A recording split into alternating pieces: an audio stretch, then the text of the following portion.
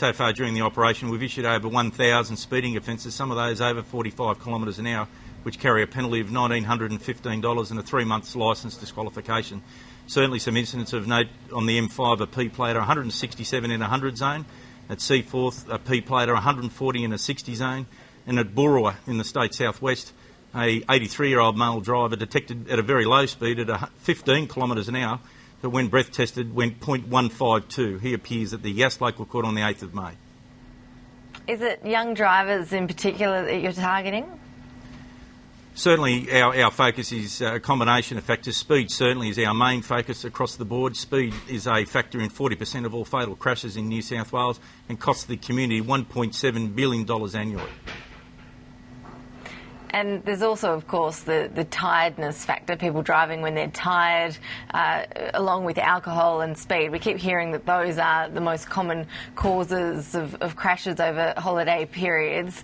What do you think about these people who go out and behave like that when we get the message through loud and clear every year that leads to devastating results? Certainly tired drivers are a focus for us this year, and we're hoping that the Stop, Revive, Survive message gets out. We're encouraging drivers to stop every 2 hours, take advantage of the Stop, Revive stations across New South Wales, where service volunteers are there waiting for them to give them a cup of coffee and something to eat.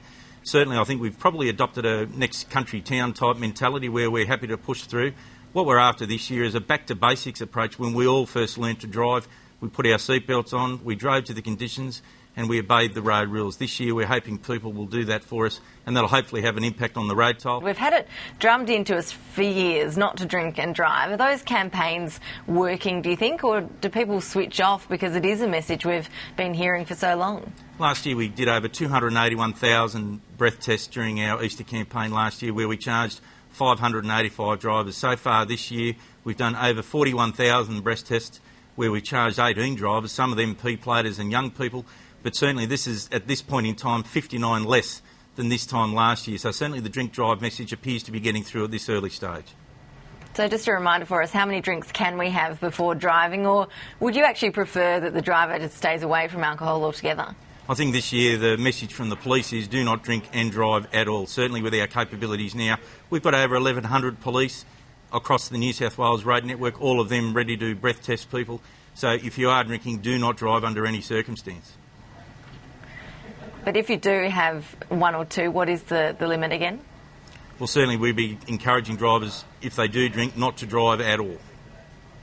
Okay, clear message there. Is there any evidence that the double demerits punishment system over these holidays works? Cynics might just say it's another revenue raiser. Certainly double demerits do apply during the Easter period. They kicked in at Thursday morning at 12:01 and they cut out at 11:59 p.m. on Monday. Certainly it is a deterrent for us in terms of offences, and people who are committing offences potentially will lose their licence, which will have a significant impact on their personal life as well as their work careers, where if they need to get a vehicle, if they need to get around in a vehicle to go to work, they will be in severe difficulty. So if you had one message today for people hitting the road, and especially young drivers who might not be as experienced, with your experience, I'm sure you've had the misfortune of seeing a number of horrible crashes during your time in the force, what would you say to people?